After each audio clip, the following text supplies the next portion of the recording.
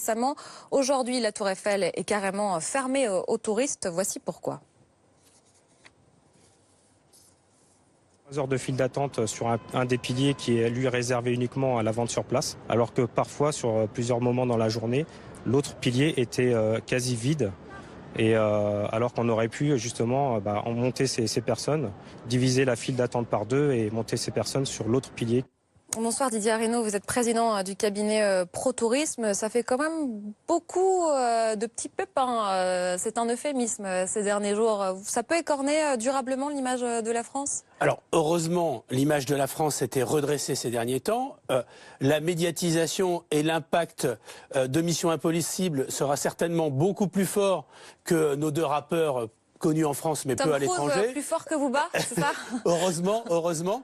En revanche, ce qui est ennuyeux, effectivement, c'est qu'alors que l'image de la France est un pays où les transports fonctionnent bien, d'ailleurs, bon nombre de clientèles étrangères nous envient le TGV. Ça fait partie d'ailleurs de l'expérience client lorsqu'ils viennent en France, de pouvoir prendre le TGV. La gare Montparnasse bloquée.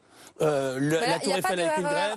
Cet été, la ligne 1 a été paralysée. Il y a des Français qui disent bon, maintenant, moi je prends la voiture. Sauf que quand ils prennent la voiture, il y a les bouchons, peut-être un peu moins en août, plus de pollution. C'est un cercle vicieux là quand même, les transports à Paris. Ah oui, c'est un vrai problème.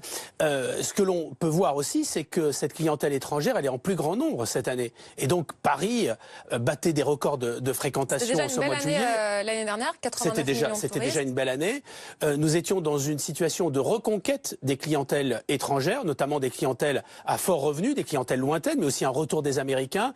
Et c'est un petit peu dommageable. Dommageable, ça veut dire que ça peut créer des dégâts, vous pensez? Ça peut inverser? Non, ça ne va pas inverser. Et pour ceux qui ont déjà réservé, ils sont là. C'est pas ces quelques incidents qui vont empêcher bon nombre de clientèles de vouloir. Mais ou pas? Ça n'est pas une bonne chose, car on sait que l'image de marque d'une destination, c'est important. Et puis ça a une autre incidence. C'est les Franciliens qui ne sont pas encore partis en vacances. Rappelons qu'il y en a 15% qui partent au mois d'août qui n'ont toujours pas réservé. Et ces Franciliens, quand on a des incidents comme cela, quand il y a le risque d'avoir du retard sur le TGV, ils font quoi? Ils réservent plus fortement à l'étranger. Car si nous avons plus d'étrangers en France cette année, nous avons aussi beaucoup plus de nos concitoyens qui partent à l'étranger. Et au final, en dehors de Paris, le solde est négatif au mois de juillet pour la quasi-totalité des destinations françaises.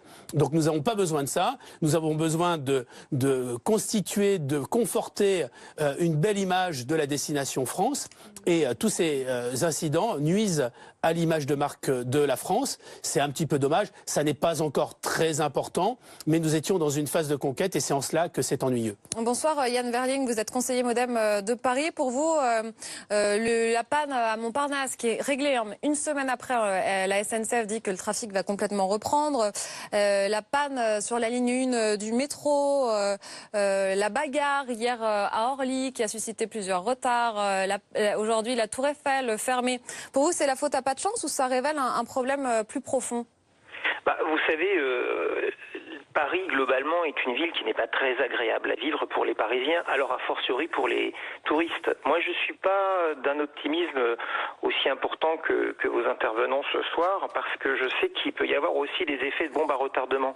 Les gens voient bien le quotidien, les transports qui vont pas, les rues qui sont sales, les chaussées défoncées, tout ça, ils le voient bien. Paris est une ville magnifique, mais il y a vraiment aujourd'hui une défaillance des pouvoirs publics, c'est assez évident et ça saute aux yeux. C'est-à-dire que vous visez directement la maire de Paris. Que ne fait-elle pas? Que devrait-elle faire? Écoutez, tous les événements que vous avez cités, il y a des responsabilités différentes. En tout cas, il y a une absente qu'on n'entend absolument pas ces derniers jours, c'est Anne Hidalgo. Où est-elle? Que fait-elle? Elle a quand même un rôle de maire de Paris. À ce titre-là, je serai à sa place, je serai sur tous les fronts pour répondre et pour demander ce qui se passe ou demander des comptes. La vérité, en réalité, vous savez, c'est que Paris, c'est la capitale de la France et ça concentre tous les problèmes administratifs de notre pays, des strates, des multiples strates de décision. Et à la fin, il n'y a plus personne qui est responsable, tellement on a d'organismes et de strates de décision. Sur la ligne 1, c'est la RATP, sur Montparnasse, c'est RTE. On a chaque fois un autre responsable. Et justement, où est la responsabilité de la maire de Paris dans la pagaille gare Montparnasse? Où est sa responsabilité dans la pagaille sur la ligne 1? Vous soulignez le fait qu'à la fin, on ne sait plus qui est responsable. Mais donc, il doit bien y avoir à un moment donné quelqu'un qui prend les choses en main. Et moi, je vois pas qui d'autre que la maire de Paris à un moment donné pour demander des comptes et dire maintenant, ça suffit, je veux des responsables et je veux des explications pour les Parisiens que je représente. Elle n'est pas là, elle n'est pas présente. C'est une vraie défaillance aujourd'hui des pouvoirs publics, en premier lieu de la maire de Paris elle-même. Mais le tourisme augmente quand même en Ile-de-France. On voit par exemple le taux d'occupation qui s'améliore de 1 à 3 points de janvier à juin sur un an. C'est ce que dit Jean-Baptiste Lemoine. Il n'y a pas d'effet négatif sur le tourisme. Oui, mais attention à ne pas se reposer sur ses lauriers d'une ville qui est en soi magnifique. En soi, Paris est magnifique, est une grande destination touristique du monde. Mais si on continue d'être aussi peu accueillant et dans une ville aussi sale et aussi désagréable à vivre au quotidien avec des chaussées défoncées, je pense qu'à un moment donné, les choses vont se dire dans les tours opérateurs à l'international et Paris pourrait très bien perdre du tourisme. Donc attention à ne pas, comme ça, être confiant sur une réalité qui est simplement le fait que Paris est une ville magnifique en soi. Mais franchement, on ne fait pas beaucoup d'efforts pour faire être accueillant et sympathique. On l'a bien entendu, hein. Vous n'êtes pas du tout d'accord avec Didier Arinault. Vous répondez quoi à Yann Verlin, qui est, on le rappelle, conseiller MoDem de Paris? Bon, en dehors du fait, moi je fais pas de politique, moi je suis un spécialiste du tourisme.